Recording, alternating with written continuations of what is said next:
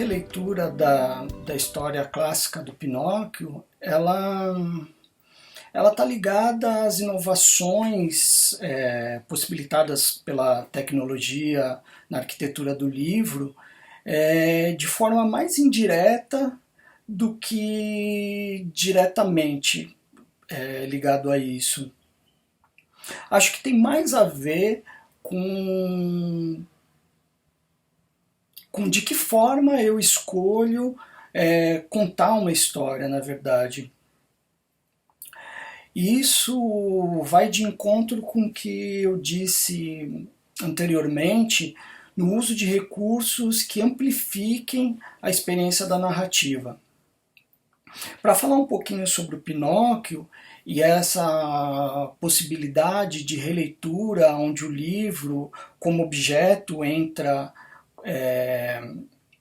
como elemento estrutural da narrativa, eu preciso falar um pouco antes do processo embrionário desse livro, né, do Pinóquio.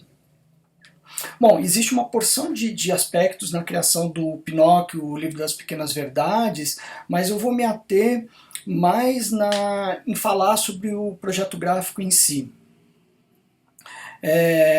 Para mim, o folder que desdobra no livro e cria aquela ilusão do nariz que vai crescendo do personagem foi a ideia primeira do livro.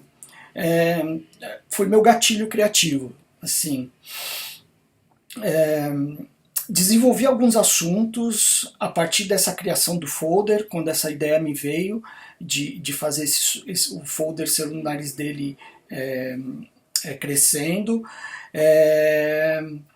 e todos os assuntos evidentemente estavam relacionados ao universo do Pinóquio, mas eu percebi que o que eu tinha ali era um folder, não era uma história. Pelo menos eu não tinha uma história boa para contar a partir daquela criação. Bom, esse folder acabou voltando para a gaveta e eu fui retomar a ideia de fazer o Pinóquio uns 2 ou 3 anos depois desse momento inicial. Só depois desse período foi que eu finalmente achei que eu tinha uma história que tinha uma relevância, que fosse uma história boa para ser contada, né? Dentro desse universo e dentro do que eu estava propondo como elemento gráfico, né? O folder. E daí vem outra pergunta, na verdade, né? O que vem antes, né? É o texto, né? O que vem antes? É a palavra ou a imagem dentro dessa criação? E eu já fiz algumas reflexões nesse sentido e eu não consigo estabelecer uma resposta concreta para isso. Para mim, a criação e a criatividade são campos de incertezas e para mim o fascínio está justamente aí.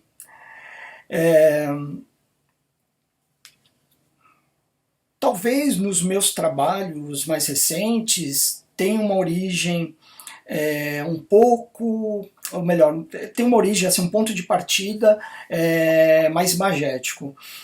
A imagem vindo primeiro como elemento de criação. Mas isso não é uma regra, né? Tem alguns momentos em que a palavra acaba se evidenciando mais e essa ordem é subvertida se é palavra ou imagem primeiro que surge, né? No fim desse processo de idas e vindas, tudo acaba se tornando uma coisa só, né? Então Pinóquio resume um pouco de tudo que eu falei anteriormente, né? Aqui um elemento extraordinário, a palavra ou a imagem dentro do livro ilustrado não deve ter gratuidade, né? Esse elemento extraordinário que pode surgir e que você pode usar ele como como elemento que enriqueça o seu trabalho, ele tem que ser necessário e relevante para a história que você está com vontade de contar. Como eu já disse, a Varja Lavater, o Bruno Munari já fizeram isso antes, mas a gente tem que ficar atento e perceber uma coisa. Sempre esse elemento extraordinário é sempre em função da narrativa, contribuindo para que ele não para que essas inovações elas não sejam usadas ou estejam ali como acessório. Ela realmente seja alguma coisa que é necessária para a história se tornar algo diferente.